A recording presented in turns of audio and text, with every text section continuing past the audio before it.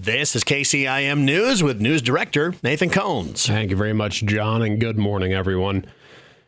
Authorities released additional information regarding the Thursday morning school shooting at Perry High School in a press conference yesterday. Officials identified that shooter as a 17-year-old student at the school. Law enforcement has released the name of the suspect, but Carroll Broadcasting is declining to draw attention to the identity of the shooter, as that's often the shooter's intended goal, being notoriety. Law enforcement was first notified of the incident at 7:37 a.m. of the active shooting.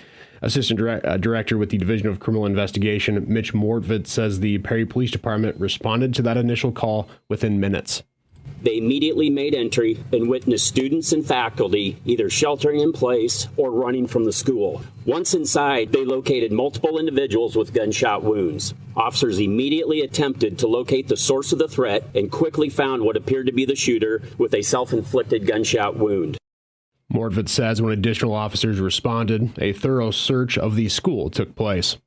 Officers located during the search of the school an improvised explosive device. The State Fire Marshal and the Bureau of Alcohol, Tobacco, and Firearms rendered the device safe. Numerous officers from multiple agencies were able to secure the school and verify no additional threats.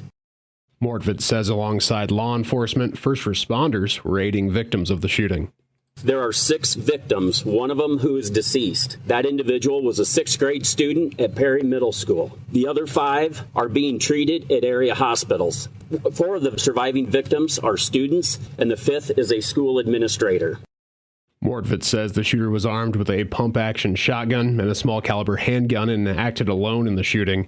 Mortvit says the shooter also created social media posts in and around the time of the shooting, and an investigation into those is still ongoing.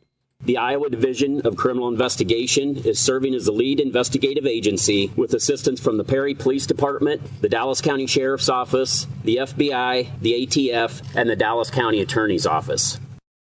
And again, and when these situations do come up, information tends to kind of trickle out over the days and weeks ahead, so Carroll Broadcasting will update you as that information becomes available. Fuel prices trended downward in the first week of the new year, according to the latest report from the Iowa Department of Agriculture and AAA Iowa. As of Wednesday, the average price for a gallon of regular unleaded gasoline in the state was $2.79, down 1 cent from last week and 22 cents below prices from a year ago.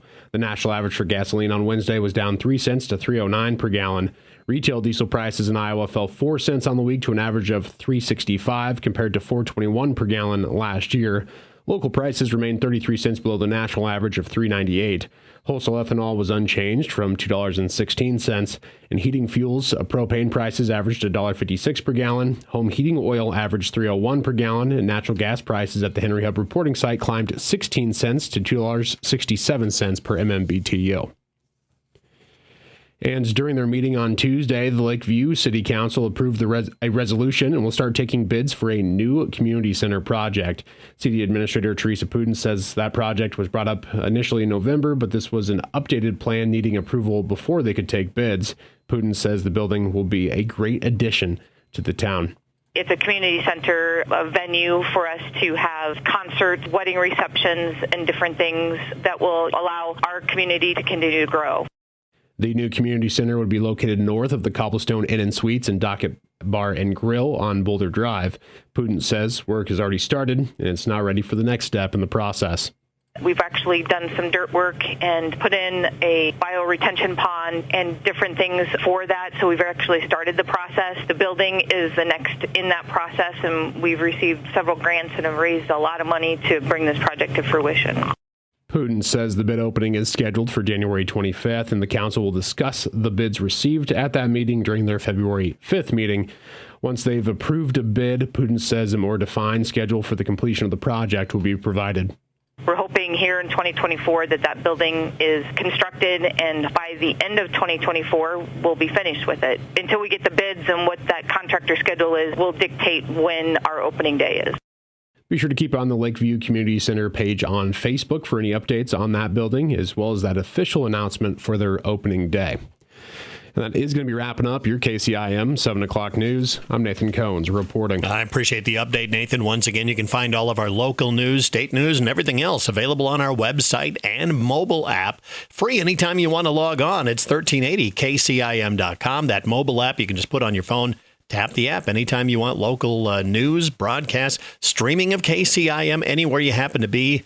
Everything right there. Just tap the app. Download it in your app store just by searching KCIM.